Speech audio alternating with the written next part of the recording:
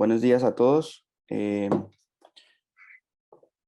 Gracias por estar en la actividad del día de hoy. Tenemos en nuestra actividad usual de enfoques en cardiología, de la sección de cardiología clínica del programa de medicina interna, la presentación de nuestro proyecto y estudio, proyecto de investigación, que en este caso es la determinación de la lesión hepática aguda en pacientes que se hospitalizan por insuficiencia cardíaca aguda en una modalidad de recolección prospectiva. Entonces, mi nombre es John Frey Salamanca, soy fellow de segundo año de cardiología, y el doctor Osvaldo Enrique Aguilar, que también es fellow de segundo año. Para contextualizar el marco de la enfermedad ante la que estamos, pues tenemos que hablar de la insuficiencia cardíaca, y para eso es importante conocer la prevalencia de una... dame un segundito, el doctor Sergio me está pidiendo el micrófono. Por Sí, si profe, tienen ya que hacer el alguna doctor Julián pregunta ya al lo inicio de la tiene. presentación. ¿Cómo, profe? El doctor Julián ya lo tiene y la doctora Natalia también. Bueno, esta es entonces la presentación de la tesis de grado para optar al título de cardiología clínica de nuestros dos residentes que terminan este año. Vamos a tener los dos jurados de la tesis, que son la doctora Natalia Tamayo y el doctor Julián Miguel Aristizábal. La doctora Natalia Tamayo es cardióloga clínica egresada de nuestro programa, y el doctor Julián Aristizábal es cardiólogo clínico, es electrofisiólogo y es magíster en epidemiología clínica. A ellos van a fungir de jurados. La idea de la presentación es que nuestros residentes van a hacer una sustentación de su trabajo de investigación en máximo 30 minutos, y vamos a tener inicialmente la palabra, se las damos a ellos para que hagan las respectivas preguntas, a que tengan bien, después de haber leído el manuscrito y haber oído esta presentación. Y luego ya sí se puede abrir la discusión de los otros docentes, profesores, residentes que quieran hacer preguntas sobre lo que se encontró en el trabajo en sus diferentes aspectos, tanto desde el punto de vista metodológico como de resultados. Y si todos estamos listos, John, podemos empezar la actividad. Adelante. Listo, profe, muchas gracias. Entonces, este es el nombre del proyecto. Entonces, estamos hablando de que la insuficiencia cardíaca está presente en el 2% de la población de los países occidentales, y varía entre por debajo de los 40 años en el 1% y hasta el 10% por arriba de los 70 años. Y lógicamente, el aumento en la expectativa de vida va de la mano con un aumento esperado en la prevalencia de la insuficiencia cardíaca. Es una enfermedad que tiene una alta condición de morbimortalidad y una tasa de rehospitalización importante, y está claro que después de 5 años de un episodio de un paciente que se hospitaliza por insuficiencia cardíaca aguda, el 50% de los pacientes habrá muerto. Específicamente hablando de lo que nos trae el día de hoy, es hablar acerca del compromiso hepático en insuficiencia cardíaca. Y es que lo que sabemos es que el sistema vascular hepático es complejo, tiene una tasa de actividad metabólica muy amplia. A pesar de ser un órgano pues en proporción más pequeño, recibe el 25% total del gasto cardíaco, y conocemos varias modalidades de injuria vascular. Entre esas, tal vez en la máxima expresión, la hepatitis hipóxica en una falla cardiocirculatoria aguda, o pacientes que tienen enfermedad crónica en los que se comportan de una manera distinta con una hepatopatía congestiva. En ese sentido, específicamente hablando de la lesión hepática, vamos a ver que las cortes y los registros de pacientes con insuficiencia cardíaca aguda hablan de una prevalencia hasta el 30%, y cuando hablan en el espectro se trata de definir en el espectro de la lesión hepática, precisamente pues una definición más precisa. Uno debería tener 3 criterios, que es un paciente que tenga falla cardíaca, circulatoria o pulmonar, que tenga una elevación severa de transaminasas y que no tengamos otra causa de daño hepático. Para poder discriminar y para poder discernir cuál es la naturaleza de la lesión hepática, pues vamos a ver que hay una serie de elementos como son clínicos, la temporalidad, el patrón enzimático, la presencia y la coexistencia de otras condiciones como la lesión renal aguda en contexto de disfunción cardíaca, y obviamente una cuidadosa exclusión de causas distintas de la enfermedad hepática intrínseca. Y en ese sentido, aquí podríamos ver, digamos, que la forma como interactúan los diferentes factores para favorecer el daño de la lesión hepática. Entonces, la congestión hepática, en el contexto de una falla, de un estado agudo de hipotensión, puede dar, además, injuria de reperfusión, una extracción de oxígeno alterada, y una disminución de la capacidad, digamos, de transporte de oxígeno en el contexto, obviamente, de pacientes que tengan alguna noxa que favorezca la hipoxemia. Entonces, digamos que si uno pudiera resumir el paciente con falla cardíaca y la vulnerabilidad frente al daño hepático, uno podría decir que un paciente con falla crónica, con falla cardíaca crónica, tiene un aumento crónico de la presión venosa central y de manera crónica también tiene un flujo sanguíneo venoso hepático que está reducido. Eso hace que el paciente tenga una alteración estructural que dificulte la extracción de oxígeno de manera crónica, y en ese caso un paciente que tiene falla cardíaca aguda, cuando disminuye de manera considerable el gasto cardíaco y el flujo arterial, pues esa hipoxia celular va a ser muchísimo más acentuada en esos pacientes que ya de manera crónica tienen este mecanismo prácticamente agotado. Es decir, frente a un estado bajo gasto, el hígado no tiene la capacidad de aumentar su tasa de extracción de oxígeno. Y vamos a ver que los puntos de corte todavía no están claros, y eso es una de las razones por las cuales nosotros, pues, en el objetivo del trabajo está evaluar precisamente porque esto no está estandarizado. Vamos a ver que el doctor Cassidy ya por allá en el 94 tomó pacientes con diferentes etiologías de lesión hepática, con hepatitis viral, isquémica o hepatitis tóxica por acetaminofén, y para tener criterio, pues en este caso de las hepatitis, teníamos que tener elevación de transaminasas al menos 5 veces el límite superior de lo normal, y se trataron de establecer los cocientes de relación AST con LDH que permitieran discriminar estas etiologías. Y obviamente que esa medición, como lo vamos a ver por la cinética enzimática, fuera en las primeras 24 horas. Aquí está lo que ocurrió con el hallazgo del doctor, que fue muy interesante y logró mostrar que los pacientes que tenían hepatitis isquémica tenían una relación mucho más baja, y en ese sentido tanto la tóxica como la viral tenían unos puntos de corte, tenían una relación AST-LDH mejor, más alta, y en ese sentido cuando comparaban las dos, la ALT y la AST-LDH, mostró que la relación AST-LDH tenía mejor rendimiento con relación a la relación con ALT. Y este punto de corte se estableció en 1.5 con una sensibilidad del 94% y una especificidad del 84% para discriminar lesión hepática de origen isquémico. Y esto es muy importante porque esto marca la pauta de lo que nosotros hacemos, y es que la cinética enzimática en el contexto de un paciente con insuficiencia cardíaca que eleva las transaminasas con motivo precisamente de la disfunción cardíaca, fíjense que la elevación es temprana, y aquí ustedes ven que esta elevación empieza hasta 7 días antes de que el paciente ingrese a un servicio de hospitalización, y normalmente en las primeras 72 horas después de presentarse la lesión aguda, esa cinética cambia con un diferencial de acuerdo a cada una de ellas, especialmente con unas transaminasas que elevan de manera más temprana y unas bilirrubinas que se elevan de manera más lenta pero sostenida en el tiempo.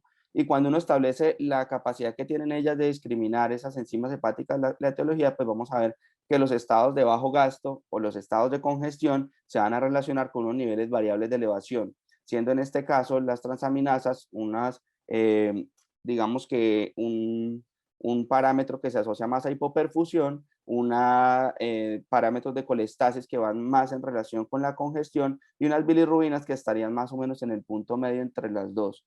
¿Y por qué es importante esto? Porque digamos que tiene uno el interés en determinar qué pasa con estos pacientes con la lesión hepática. Pues estudios como el PROTEC, en el que se evaluó el papel de la rolofilina con 2033 pacientes, y a pesar de que no era el objetivo del estudio, cuando se hace un análisis de la función, de las pruebas de función hepática con relación a su asociación con mortalidad intrahospitalaria de 80 días, todos los pacientes que tenían incremento por arriba del valor límite superior de lo normal tenían un aumento en el odds radio para la mortalidad tanto intrahospitalaria como a 180 días. Y esto ocurrió tanto en el modelo univariado como en el modelo multivariado, de manera que es importante entenderlo, sobre todo por la implicación desde el punto de vista pronóstica.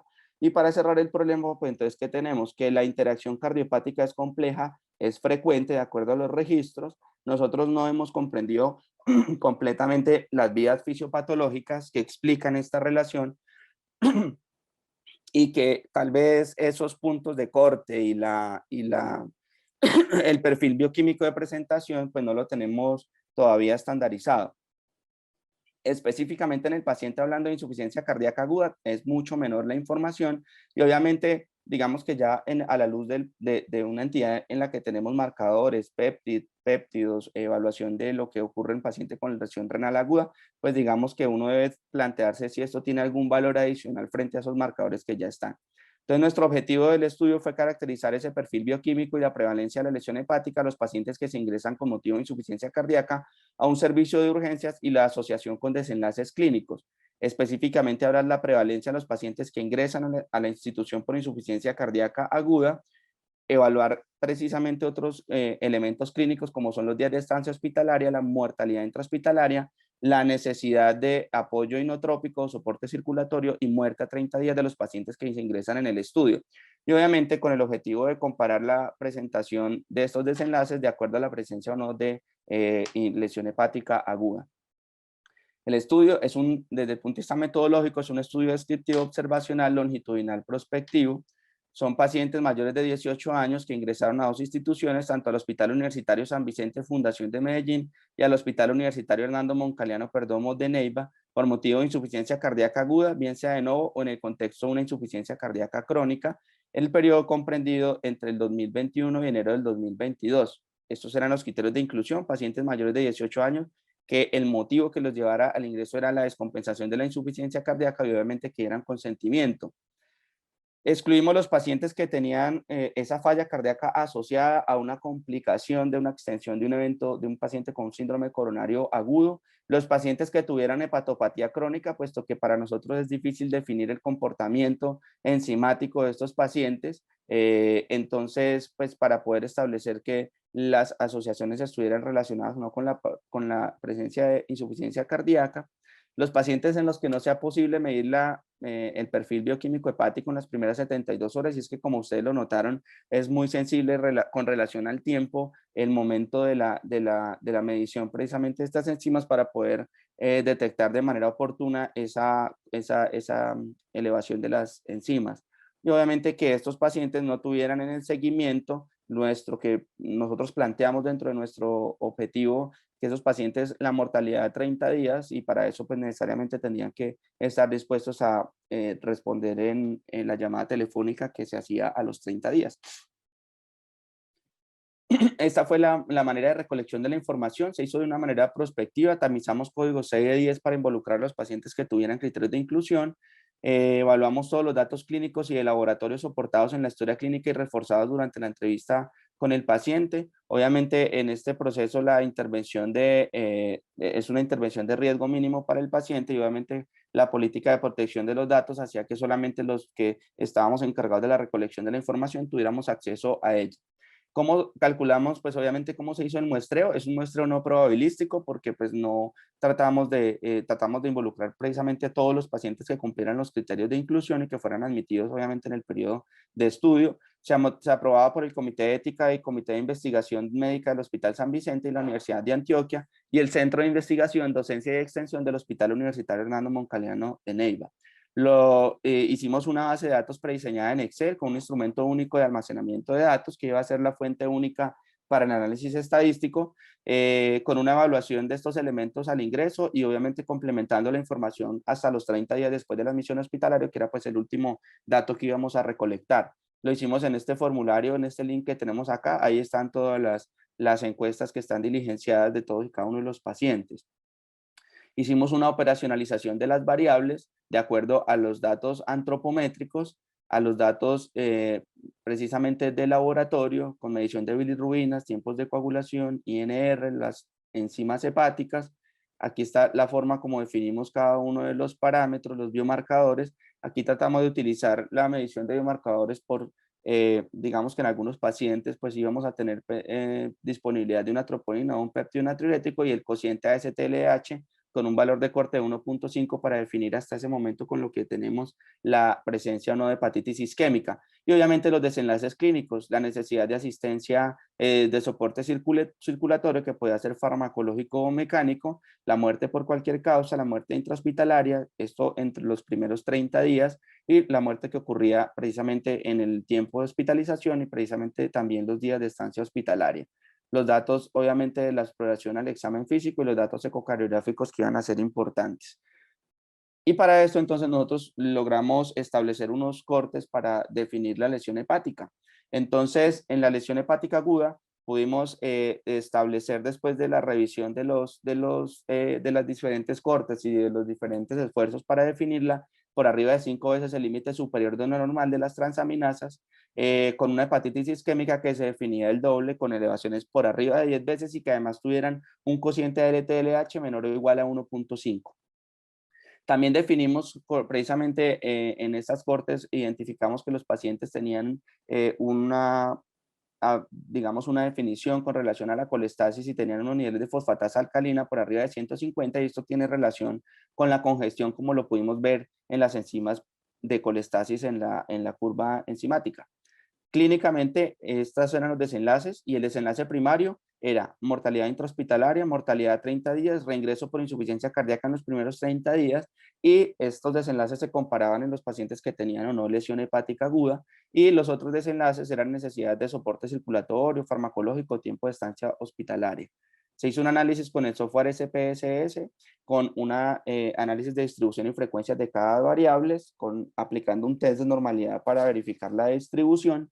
Las cualitativas las consignamos con frecuencias absolutas y relativas y las cuantitativas con medidas de tendencia central en mediana rangos intercuartílicos de acuerdo a qué tan heterogéneos eran los datos. Se hizo un análisis univariado con CHIO, test exacto de Fisher para las categóricas y test Student para las continuas con un nivel de significancia que asumimos de 0.05. Éticamente, pues es un estudio que ha cumplido con los criterios fundamentales y las directrices de la Declaración de Helsinki, con riesgo mínimo, puesto que no teníamos manipulación de ninguna variable clínica ni toma de muestras biológicas, con confidencialidad de la información y cumpliendo criterio de beneficencia y no maleficencia. Eso fue lo que encontramos nosotros, entonces nosotros evaluamos 383 pacientes con insuficiencia cardíaca en urgencias y aquí podemos tener la manera como discriminamos estos pacientes. Entonces, 23 pacientes de estos pues, no aceptaron la participación en el estudio y quedamos con 360 pacientes elegibles. Y aquí tenemos las causas por las que excluimos pacientes en el centro, en el primer y en el segundo centro. Y la gran mayoría de estos pacientes tenían que ver, digamos, ese criterio de exclusión con la no posibilidad de medir las pruebas de función hepática en las primeras 72 horas y precisamente también con relación a las diferentes, digamos, condiciones, como lo hablamos, especialmente porque ingresaban por un motivo distinto o porque se presentaban en el contexto de un escenario, de un evento coronario agudo. Finalmente, nos quedaron 79 pacientes para el análisis de las variables. Aquí tenemos la forma como distribuimos. El principal centro de recolección con 53 pacientes fue el Hospital San Vicente y 26 el Hospital Hernando Moncaliano Perdomo. Las características de la población, como lo pueden ver ustedes, estamos hablando de una población en promedio de 66 años. Estas son las variables antropométricas. El promedio de la fracción de eyección para estos pacientes fue de 33%. El ventrículo derecho estaba comprometido hasta en el 40%, estuvo comprometido en el 40% de los casos. Y acá pues digamos que de resaltar que el 54% de estos pacientes no tenía historia de insuficiencia cardíaca de manera previa, luego se comportaron en este caso como pacientes con insuficiencia cardíaca de nuevo. El patrón de presentación desde el punto de vista del perfil hemodinámico de un paciente sobre todo con congestión, un paciente con un perfil hemodinámico Stevenson B, como es congruente precisamente con la literatura. Vemos que aquí 63 de esos 79 pacientes se presentaron con un perfil Stevenson B. Algo bien importante con relación a las variables ecocardiográficas. Fíjense que el 87% de los pacientes tenía algún grado de disfunción diastólica. La mayoría, pues digamos que la mayoría de ellos tenían al menos un trastorno de la relajación, pero el 32% tenía aumento de las presiones de llenado y solamente fue no evaluable en 7 pacientes y solo 3 pacientes del total tuvieron una función diastólica normal. La probabilidad de hipertensión pulmonar también es importante, digamos que acá vemos que al menos tenían una probabilidad intermedia o alta el 73% de los pacientes, que digamos que ya en este sentido también tiene unas implicaciones pronósticas importantes. Desde el punto de vista de las variables de laboratorio, pues digamos que en principio los niveles de transaminasas en promedio para los pacientes fue normal, así como los niveles de bilirrubinas, la función renal, y aquí tenemos establecido también el valor de la troponina que se midió pues en algunos pacientes a su ingreso, a pesar de tener el diagnóstico de insuficiencia cardíaca como motivo de ingreso. Y aquí viene, pues, digamos que lo que son variables de interés para nuestro estudio. La injuria o la lesión hepática al momento de la admisión se presentó en el 8.8% de los pacientes y de esos el 85% tenía lesión definitoria de hepatitis isquémica. La tasa de filtración glomerular se comportó más o menos en una tasa entre 60 y 90, y aquí también acercándonos un poquito a lo que sabemos ya con relación a la distribución de la FEBI en los pacientes con insuficiencia cardíaca. Fijémonos que en este caso el 39%, casi el 40% de estos pacientes tenían lo que antes hemos conocido como pues que no tienen como FEBI preservada, pero están contenidos con esta nueva definición de FEBI levemente reducida en 11 pacientes, FEBI preservada en 20 pacientes, y la mayoría de ellos, el 60%, con una FEBI por debajo del 40%. 18 pacientes necesitaron algún tipo de asistencia circulatoria y mire que en este caso para nosotros los pacientes tuvieron una tasa de mortalidad del 18%, la supervivencia evaluada a 30 días, con una mortalidad intrahospitalaria del 14%. Un solo paciente murió después del tiempo en el que lo seguimos, es decir, a los 30 días. Y el promedio de estancia hospitalaria fue de 9 días. De estos pacientes, hubo 5 pacientes que reingresaron, tuvieron un reingreso hospitalario en los primeros 30 días. Esa es la forma como distribuimos los pacientes de acuerdo a la necesidad de soporte circulatorio, la mortalidad intrahospitalaria en el 18% y 20% a 30 días. Esta es digamos, una comparación de las variables con relación al desenlace de mortalidad intrahospitalaria, variable de interés para nosotros, con relación a la presentación de hepatitis isquémica. Entonces, en los pacientes que tuvieron mortalidad intrahospitalaria no hubo diferencia en la presentación de hepatitis isquémica, la probabilidad de hipertensión pulmonar en sus diferentes grados de clasificación tampoco, la lesión hepática como tal tampoco tuvo una diferencia importante, y los líderes de transaminasas, lo que uno puede notar es que en los pacientes que tuvieron mortalidad intrahospitalaria, los promedios son mucho más altos. Estamos hablando de un promedio de 77 para la TGO en los pacientes que no tuvieron mortalidad y de 290 para los pacientes que tuvieron muerte intrahospitalaria. Para la TGP también fue similar y para la LH pues no hubo mayor diferencia. A pesar de eso, pues digamos que no hubo en la comparación una diferencia estadísticamente significativa.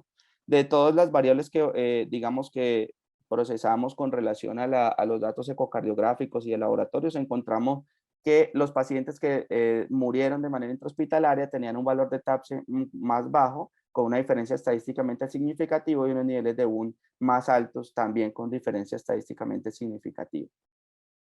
Entonces, aquí vamos a resaltar, digamos, los aspectos más relevantes de los hallazgos.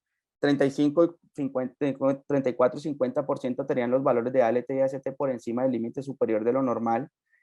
Hubo el 9% de estos pacientes tenían lesión hepática aguda asociada a la insuficiencia cardíaca, y de esos 6 pacientes tenían criterios de hepatitis isquémica. 3 de esos que tenían la lesión con hepatitis isquémica pues estaban contenidos dentro de la muerte intrahospitalaria. Definitivamente no pudimos encontrar asociación entre la lesión hepática y la hepatitis isquémica con la muerte intrahospitalaria. Y en la comparación por grupos, de acuerdo a la presencia o no de lesión hepática, pues no encontramos diferencia con relación a la probabilidad de hipertensión pulmonar, el perfil clínico de la insuficiencia cardíaca, los días de estancia hospitalaria, la necesidad de soporte circulatorio o rehospitalización a 30 días. De los parámetros que nosotros encontramos de laboratorio, los niveles de UN fueron más altos en los pacientes que murieron. Cuando se hizo la comparación, 34 para los pacientes que murieron, 23 para los pacientes que no, con una P de 0.02 con la prueba Udman-Witten.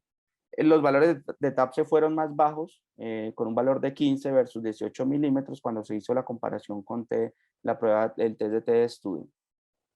En la discusión es importante hacer contrastar lo que ocurre con las diferentes cortes de lo que se ha mostrado en pacientes con insuficiencia cardíaca aguda.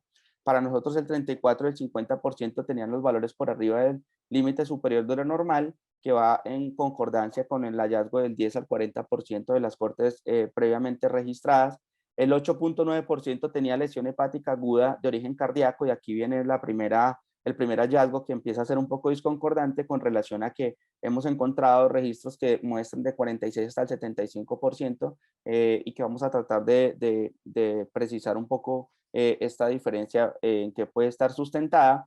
La lesión hepática asociada a la insuficiencia cardíaca aguda no tuvo una asociación con mayor mortalidad intrahospitalaria ni reingreso hospitalario en los primeros 30 días, diferente a lo que hizo, por ejemplo, el estudio PROTEC o el Everest.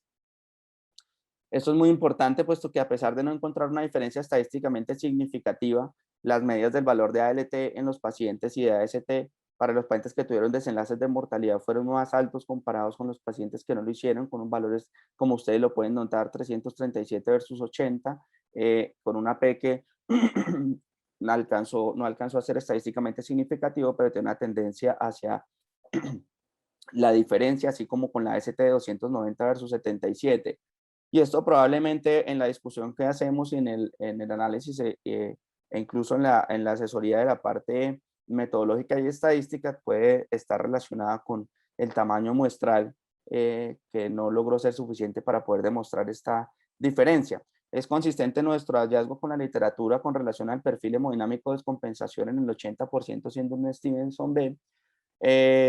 También nuestros resultados sugieren que la lesión hepática no requiere exclusivamente hipoperfusión, siendo más frecuente en el grupo clínico en donde teníamos más congestión, y esto es muy interesante verlo, por ejemplo, en el análisis post-hoc del estudio con espironolactona, el estudio TOP-CAT para pacientes con falla cardíaca y FEBI preservada, y los niveles de fosfatasa alcalina también fueron anormales en el 8% de la corte, que es similar a lo que han reportado previamente cortes, diferente como análisis del ASEN que mostró precisamente que este hallazgo de la fosfatasa alcalina normal tenía asociación con mortalidad. Para nuestro caso, pues solamente mostramos que en el 8% estaban anormales y que no tuvo asociación con esta mortalidad. Los niveles de UN sí fueron más altos, con una diferencia estadísticamente significativa mayor para los pacientes que murieron, y esto tiene pues un sustento también en lo que han hecho algunas cortes, como lo que han reportado en la literatura el doctor Murata y el doctor Aronson, con relación a la asociación que tiene con mortalidad. Y los valores de TAPSE, también medidos por ecocardiografía, fueron más bajos, similares a lo que hemos visto también en otras cortes de pacientes con insuficiencia cardíaca aguda.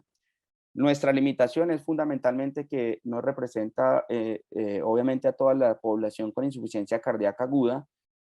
No teníamos datos hemodinámicos invasivos ni pruebas de imagen hepática. Es muy importante cuando uno evalúa la cinética enzimática que nosotros, pues para efectos también de que seguramente es más difícil hacer seguimiento en el tiempo y estar midiendo perfil hepático de control en nuestros pacientes, nosotros lo que garantizamos es que esas mediciones fueron en las primeras 72 horas. Pero no tenemos el dato de cómo se comportó en el tiempo y precisamente que sustentara esa asociación que fuera relacionada con la insuficiencia cardíaca aguda, y en este caso digamos que esa medición longitudinal hubiera podido permitir hacerlo, pero para nuestro caso digamos que tomamos una medición en las primeras 72 horas de todo el perfil bioquímico hepático. La ventana de toma de muestras para pruebas de función hepática, siendo pues estrecha en las primeras 72 horas, hizo que muchos pacientes se salieran como tal de esta ventana, y en ese sentido tuviéramos limitación para poderlos involucrar en el estudio, como lo pude mostrar en el flujograma del reclutamiento de los pacientes. Y obviamente el tamaño de la muestra, que también tiene una limitación importante, en parte fue algo que se logró solventar, pues tratando de reclutar dos centros que lo destacamos como una fortaleza. Son dos instituciones, dos perfiles de pacientes, y en ese sentido también pudimos lograr una mayor captación de pacientes. Como conclusión, nuestro estudio identificó precisamente que la lesión hepática aguda y la colestasis se asociaron con signos de congestión sistémica y la presencia de insuficiencia cardíaca aguda, y no solo con estados de hipoperfusión. Y esto es muy importante porque con una definición más estricta, es decir, cuando uno revisa las diferentes cortes, uno puede encontrar desde autores que definen la lesión hepática con el solo hecho de tener enzimas por arriba del límite superior de lo normal, a algunos que la precisan y ponen umbrales con 5, 3, 5 veces por arriba del límite superior de lo normal, lo cual hace que digamos, la estandarización todavía sea no homogénea, y en este sentido, pues probablemente haya facilitado el hecho de que algunas cortes hayan reportado, digamos que tasas tan altas de prevalencia de lesión hepática como hasta el 70-80%. La hepatitis hipóxico-isquémica, pues entonces en general pareciera ser menos prevalente en la vida real que en poblaciones específicas de lo que se ha reportado previamente. No tuvimos asociación estadísticamente significativa entre la presencia de lesión hepática en todo su espectro y los desenlaces clínicos como muerte intrahospitalaria, mortalidad y reingreso a 30 días y necesidad de soporte circulatorio mecánico o tiempo de estancia hospitalaria. De resaltar, pues obviamente no relacionado, pero contenido dentro del análisis que hicimos en nuestros pacientes, la elevación de los niveles de BUNI, así como los valores bajos del TAPS en la medición ecocardiográfica, se asoció de manera estadísticamente significativa con mortalidad intrahospitalaria en nuestro grupo de pacientes. Muchas gracias a los asistentes, y en este momento, como lo indicó el doctor, pues le vamos a dar la palabra al doctor Julián y a la doctora Natalia para sus John, respectivas apreciaciones. Osvaldo tiene alguna anotación que hacer con respecto a la presentación. No, profe, yo estoy, ahí me escuchan. Sí, Sí, sí. señor. No, profe, yo estoy aquí y yo voy a responder la parte de las preguntas de los jurados, pero yo creo que estoy muy acorde con la presentación que hizo yo, ya que la trabajamos de forma conjunta. Perfecto. Entonces démosle la palabra a la doctora Natalia. Doctora Natalia, bienvenida. Muchas gracias por estar aquí, por colaborar con nuestro programa de cardiología. Estamos atentos a sus comentarios y a las preguntas a los residentes sobre la investigación. Buenos días para todos, muchas gracias por la invitación. Primero que todo, pues felicitar a los fellows por este excelente trabajo, muy bien diseñado, es un estudio prospectivo, eso le da pues una mayor calidad a la hora de la recolección de los datos, y como pudimos ver en la presentación, los hallazgos son muy consistentes con lo reportado en la literatura.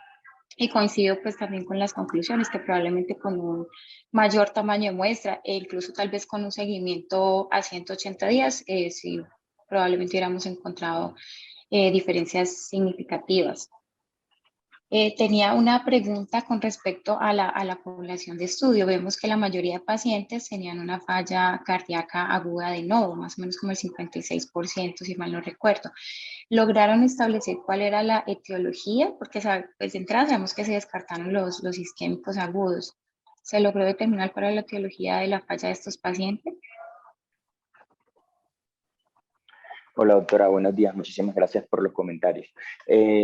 La mayoría de estos pacientes, una de nuestras sospechas en la investigación de por qué tuvimos tantos pacientes de novo y no tantos insuficiencias cardíacas descompensadas, es porque el lugar donde más se recolectan pacientes es el Hospital San Vicente Fundación, y este es un centro de referencia, así que ingresan muchos pacientes que vienen ya remitidos para estudios de disnea, de síndromes congestivos, y quizás eso permitió que fueran más pacientes de novo que ya insuficiencias cardíacas descompensadas. Quizás los médicos de segundos y primeros niveles se sienten más seguros si ya tienen el diagnóstico y ellos hacen el manejo inicial.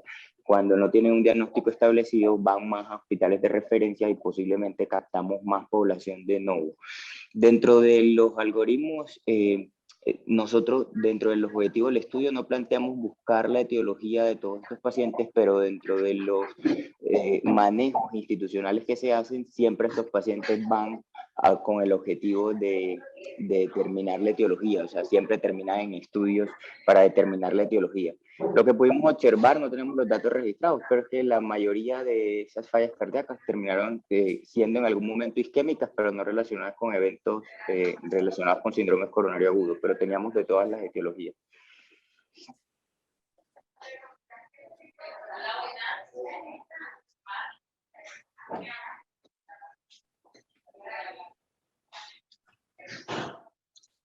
Gracias. Sí, no, lo pregunto porque como estábamos en contexto de pandemia, de COVID, y también tuvimos pues pacientes con falla cardíaca aguda que resultaron siendo infecciones por COVID.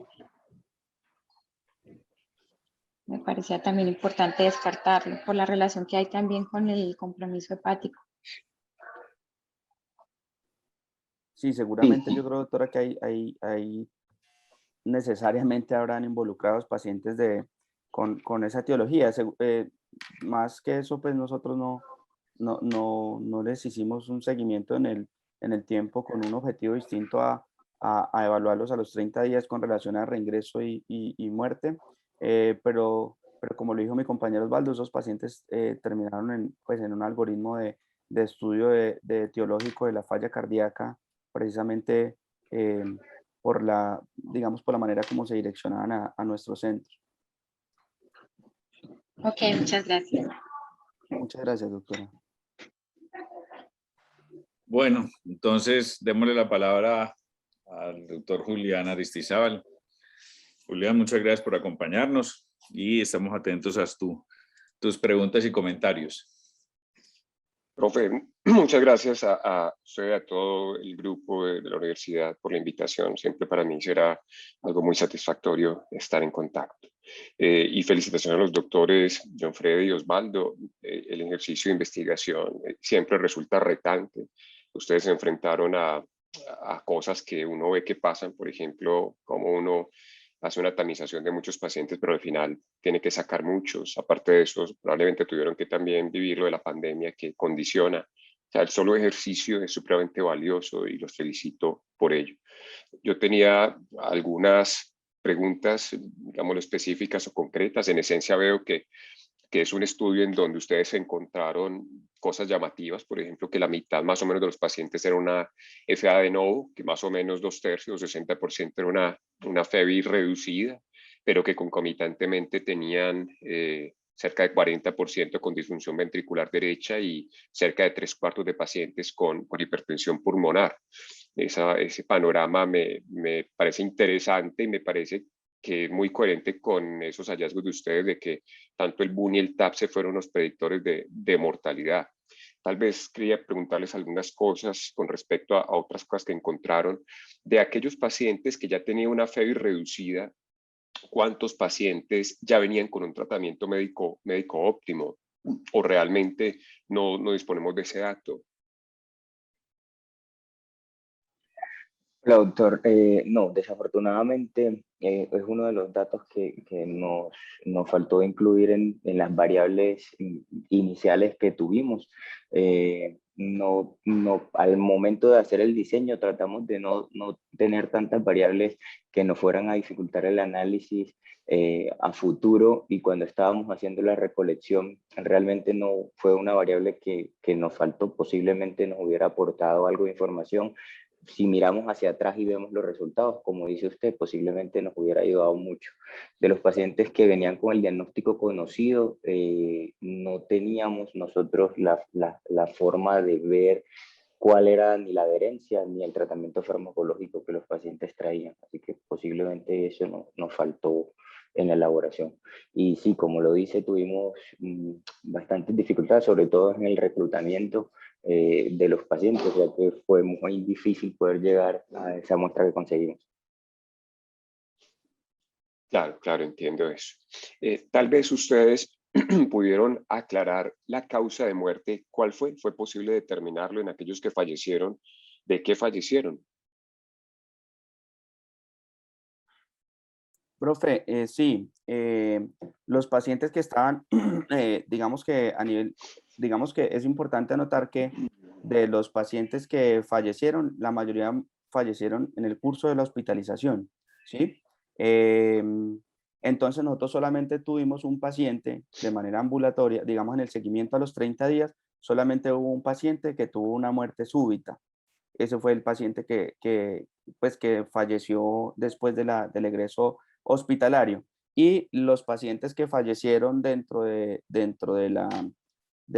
la hospitalización, digamos que ya lo hicieron en el contexto de falla cardíaca avanzada. Pues, esos eran los pacientes que estaban con necesidad de soporte circulatorio mecánico y esos pacientes tuvieron mortalidad intrahospitalaria. Entonces, digamos que en ese sentido tenemos la causa de los pacientes que estuvieron que murieron intrahospitalariamente y un paciente que fue el que falleció dentro de los primeros 30 días.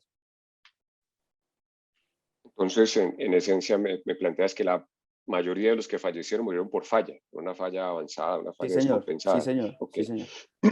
¿Y hay alguna forma de discriminar si esa mortalidad fue mayor en aquellos que tienen una falla de nuevo o en aquellos que ya venían con falla? De pronto pudieron determinar cuántos de los que fueron de nuevo murieron y cuántos de los que venían con falla murieron. ¿O no se puede discriminar eso? Sí, profe, No, nosotros claro, lo tenemos en la tenemos, base de datos, sí. lo tenemos, no lo tenemos pues en los resultados que tenemos, que logramos mostrar acá, pero sí tenemos eso discriminado en la base de datos para ya la publicación final. La mayoría de pacientes que fallecieron del grupo de los pacientes que tenían insuficiencia cardíaca aguda, que era una falla cardíaca de novo. Eso fue la mayoría de los pacientes que fallecieron. Habíamos tratado de buscar asociaciones que mostraran datos similares. De hecho, encontramos un par de registros donde dice que los pacientes que debutan de nuevo posiblemente tienen una propensión mayor a la mortalidad y está también dado por los diferentes mecanismos adaptativos que desarrolla un paciente con insuficiencia cardíaca crónica. Pero esos datos, como no hacían parte de los objetivos principales y por cuestiones de tiempo también, los tenemos registrados para analizar más a detalle ya en el paper final del documento. Ok. Me parece también, o podría ser valioso tal vez, analizar el pronóstico de acuerdo con la FEBI, de acuerdo con la clasificación, de los que murieron, cuántos tenían FEBI reducida, cuántos preservados, tal vez yo me perdí en esa parte, porque eventualmente uno pensaría, por lo que me planteas, que la mayoría tendrían FEBI reducida y falla de nuevo, es más o menos el panorama.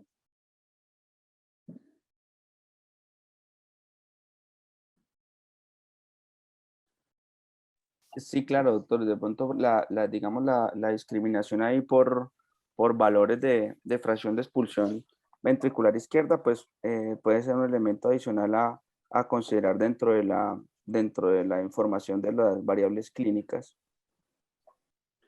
Ustedes tocaron otro punto que fue interesante. Cuando uno mira la tabla de clasificación y ustedes analizaron si la presencia de hipertensión pulmonar o no confería un valor pronóstico para mortalidad, parece que no. Tal vez si lo analizaran, de pronto, no lo sé si lo analizaron como grupo, porque veo que cuando toman las categorías alta o intermedia, pareciera que el número es muy diferente y que eventualmente podría ser estadísticamente significativo y sería muy coherente con lo que ustedes vieron, por ejemplo, del TAPSE. Pensaría uno que también podría tener alguna validez. Yo quería preguntarles, ¿ustedes de pronto evalúan la presencia de fibrilación auricular concomitante? No, doctor, ese dato está digamos que está en la base, pero no lo tenemos, no lo tenemos presentado en los resultados de la carga de fibrilación auricular de esos pacientes. Ok. Y como una pregunta, digámoslo, de enseñanza o algo así ya para todos nosotros, con base en sus resultados, en lo que leyeron, todo lo que exploraron, ¿qué valor adicional tendría en el contexto de nosotros hacerles a estos pacientes pruebas hepáticas? ¿Cuáles sugerirían? ¿En cuál grupo de pacientes ustedes crean que tenga una utilidad como marcador pronóstico? Sí, mire, yo creo que es la pregunta como más interesante para uno después de ver como qué ocurre con el ejercicio que hicimos y que puede eso, pues de alguna manera tener pues una modificación en la práctica a la hora de abordar estos pacientes. Y de hecho es una cosa que estudiamos con el doctor Juan Manuel Senior y tiene que ver precisamente con que una limitación muy importante fue que nosotros no estamos sensibilizados precisamente con esto y esos pacientes llegaban o se salían de las 72 horas o cuando llegábamos a verlos ya estaban sobre las 72 horas y no se le había medido el perfil hepático. Es precisamente por eso, porque no tenemos como esa, pues no estamos sensibilizados con eso, diferente a una función renal, porque conocemos mucho más del síndrome cardiorrenal que del síndrome cardiopático. Yo creo que con el ánimo, doctor, de, pues primero de reconocer que tenemos una limitación importante en nuestro tamaño muestral, ¿sí? Pero ver cosas como ya también lo precisé en la revisión, y es que esos pacientes, que realmente los pacientes que murieron sí tenían unos valores de transaminasas más altos. Probablemente, digamos que uno haciendo, en este caso, solamente medición de transaminasas, bilirrubinas y LDH en las primeras 72 horas del ingreso de un paciente, y con, digamos que esas apreciaciones que tienen registros como el PROTEC en este estudio, yo pienso que esto nos puede orientar, uno, a saber precisamente que, digamos que este paciente va a tener probablemente un pronóstico no tan favorable, y también porque nosotros podemos ver que esos pacientes, la mayoría se asoció más con congestión, a ver si ese paciente, qué tanto, digamos, qué tanta carga de congestión tiene que le haya condicionado esas variaciones, esas modificaciones bioquímicas que ocurren en el paciente congestivo. Entonces, si uno se va más o menos como a poder tener una lectura aterrizada de lo que hicimos, puede uno, a partir de reconocer esa limitación, poder empezar a evaluar de manera sistemática el perfil hepático de esos pacientes por las luces que ya nos da tanto lo que tenemos nosotros como lo que se ha mostrado en los diferentes cortes. Entonces, ¿cuáles pruebas? Transaminasas, AST, ALT, LDH y bilirrubinas. Eso sería como, digamos, que el perfil a realizar en estos pacientes. ¿A quiénes? Sobre todo esos pacientes que tienen una carga más alta de congestión, y los que yo también quiera evaluar, que eso sí está, pues seguramente un poco más claro, evaluar el componente de qué tanta hepatitis isquémica tienen esos pacientes, sobre todo cuando no está tan claro digamos que la perfusión del paciente. Yo quisiera agregar un comentario, pues esto ya es un poco más personal y no relacionado con nuestros resultados como tal. Una de las publicaciones recientes que revisamos para este estudio fue una publicación del doctor Ponikovsky, donde hablaba de cómo nosotros en los pacientes con insuficiencia cardíaca congestiva, si queremos determinar pronóstico, la forma más fácil que debemos evaluar es buscar disfunción orgánica. Si el paciente tiene más de un órgano con disfunción asociado a la insuficiencia cardíaca, entre más órganos tenga, peor es el pronóstico. Si tiene 2 es peor pronóstico, si tiene 3 es peor pronóstico, y de hecho en sus publicaciones eso está asociado con un porcentaje de mortalidad de acuerdo al grado, al número de órganos que tenga comprometido. En ese sentido, yo creo que si nosotros queremos establecer pronóstico, podemos considerar el perfil hepático con las pruebas que dijo John, y lo más difícil va a ser es la interpretación, porque como le digo, nosotros usamos el punto de 5 veces el valor por encima del límite superior normal, basados en la publicación del doctor Cassidy, pero para algunas publicaciones, incluso las que cita el doctor Ponikovsky, consideran lesión hepática solamente con que esté aumentado por encima del límite superior normal. Entonces, la interpretación ahí sería un poco más difícil, pero yo creo que cuando queramos buscar pronóstico asociado a disfunción orgánica, podría ser un buen escenario para considerar estas pruebas o hacerlo en nuestro ejercicio de práctica diaria. Muchas gracias. Muchas gracias a ambos por la respuesta. Muchas gracias a usted, doctor. Perfecto. Antes de abrir la discusión a los otros profesores, yo tengo 2 preguntas. La primera es por qué en el diseño del estudio ustedes incluyen que es un estudio descriptivo.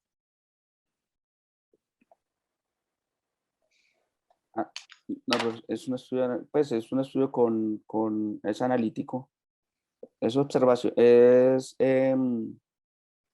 prospectivo, pero pues obviamente las herramientas estadísticas pues hacen que no sea solamente descriptivo, profe. Entonces hay que quitarle Sí, ese, señor. Sí. ese cacho, ¿cierto? Es un estudio observacional, analítico, Analítico, sí, señor. prospectivo. Sí, señor.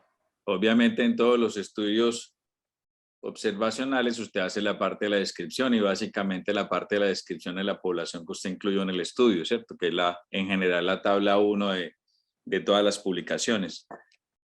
Sí, señor. Mi segunda pregunta es ¿por qué en el análisis estadístico está SPSS si el análisis estadístico se hizo con Stata? Ah, sí, profe, sí, eso. Sí, ahí fue un problema en la No, profe, ese fue un error redacción. nuestro porque yo pensé que lo habíamos hecho inicialmente con eso y nos quedó así, pero luego vi que cuando nos mandó los resultados estaba en esta.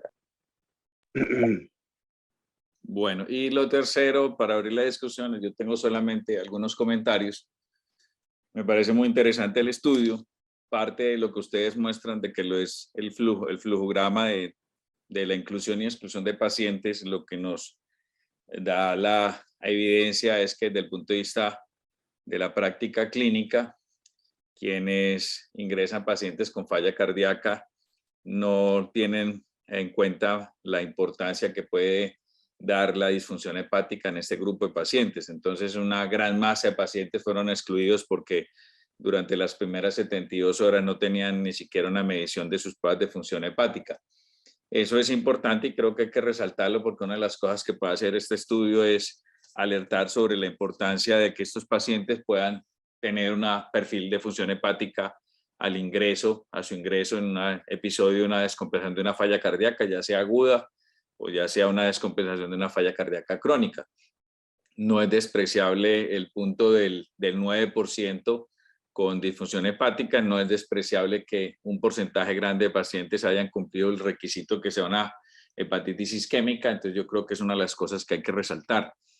Lo segundo que hay que resaltar es que dos variables importantes, lo que mide la función renal y lo que mide la función ventricular derecha, marcan pronóstico en estos pacientes, que es bastante importante y bastante interesante. El pronóstico de estos pacientes en cuanto a la función renal. Recuerden que ya había una publicación con un árbol de decisiones, con una estrategia que era el árbol de decisiones, mostrando cuáles eran los puntos de corte del boom, de la creatinina, de las cifras de presión arterial como marcadores de riesgo en estos pacientes que ingresan con falla cardíaca descompensada, una publicación internacional que está en JAMA y una publicación del mismo grupo nuestro en donde se resaltaba eso. Y la función ventricular derecha es importante. Nosotros nos dedicamos a la izquierda y obviamos muchos de los datos de la función ventricular derecha y esta también marca pronóstico. Una de las cosas interesantes que mencionó Julián sobre la FEBI, que si la FEBI estaba relacionada con la mortalidad o no, es bastante interesante, solo que cuando uno se pone a ver la distribución, encuentra que al fragmentarle el grupo, como es un tamaño muestral pequeño, nos quedamos con estimativos muy bajitos y con intervalos de confianza muy altos, entonces la incertidumbre que crea esto es muy grande y por eso tal vez en algunas otras aproximaciones de subgrupos de pacientes no se hacen, ¿cierto? Yo creo que estos eran solamente mis comentarios. Quiero que le demos la palabra a los otros docentes, profesores o quien tenga a bien hacer preguntas. Recuerden que es pregunta sobre este trabajo de investigación, no es una presentación de una revisión de falla cardíaca. Profe Edison, ya tiene el micrófono. Bueno, muy buenos días y muchachos, felicitarlos por el excelente trabajo. Yo quería decir algo y tiene que ver en relación con los últimos comentarios tanto del doctor Julián como del doctor Senior, y es que pues es grave que tantos pacientes se hayan excluido por no tener los exámenes.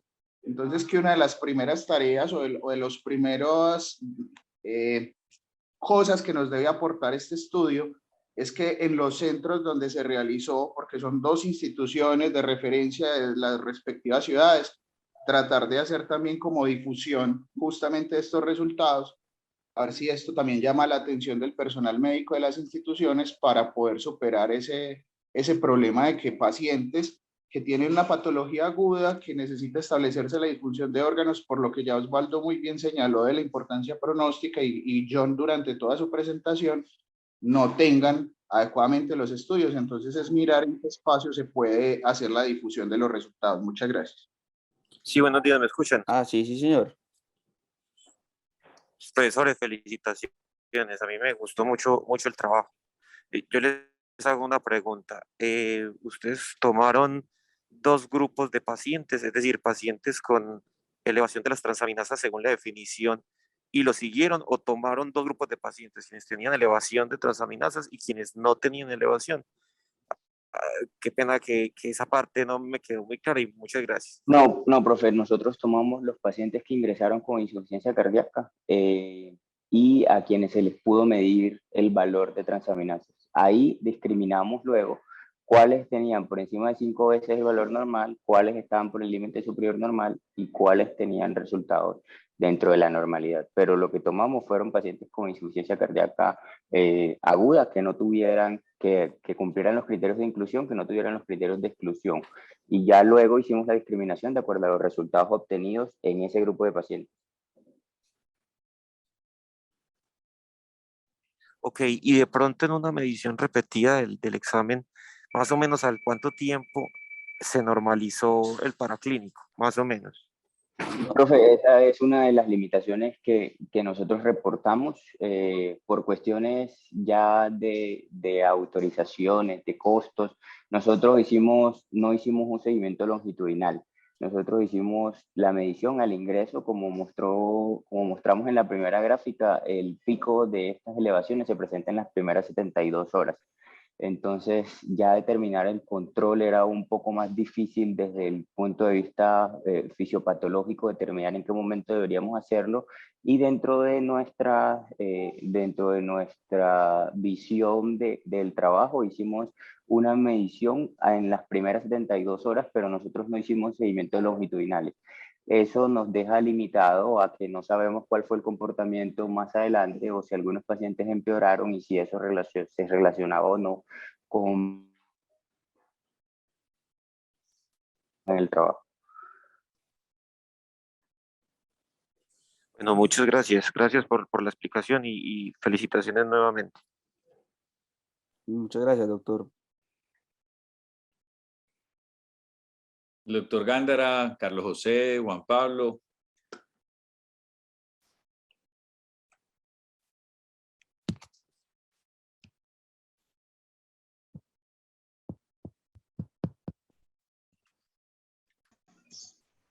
Buenos días para todos.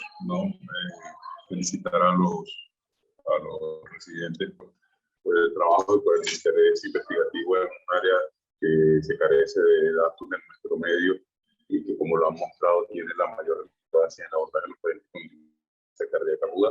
Tenía un par de dudas que han sido resueltas en el transcurso de la sustentación.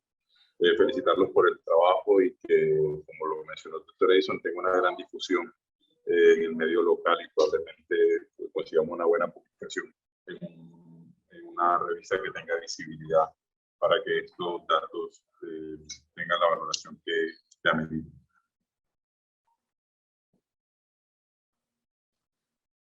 Muchas gracias, profe.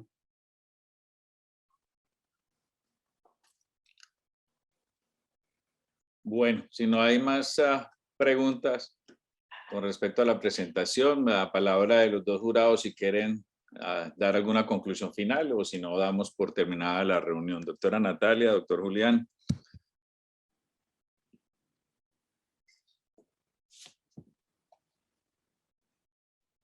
Por mi parte, felicitarlos por un ejercicio muy bien hecho y continuarlos a que sigan adelante. Y como decían ahora los compañeros, tal vez a difundir esta información y a hacer conciencia de que otro tipo de marcadores o parámetros puede ser útil en nuestro medio para definir el pronóstico de estos pacientes. Bueno, nuevamente felicitarlos y me uno pues a los comentarios de todo, un estudio pues que nos pone a pensar de que probablemente tengamos que evaluar mejor nuestros pacientes con falla cardíaca aguda, e ir avanzando más en el conocimiento de la fisiopatología, de la lesión hepática y su relación con la falla cardíaca. Muchas gracias. Muy bien, damos por terminada entonces la presentación, la sustentación del trabajo de grado. Felicitaciones a ustedes dos porque, como lo mencionaron los jurados, esto no es un asunto fácil y cuando uno se mete en investigación se da cuenta de todas las dificultades que hay, pero finalmente creo que el producto que se saca es bastante importante, bastante interesante y creo que va a aportar a lo que es el manejo de los pacientes con falla cardíaca, no solamente a nivel local, sino internacional.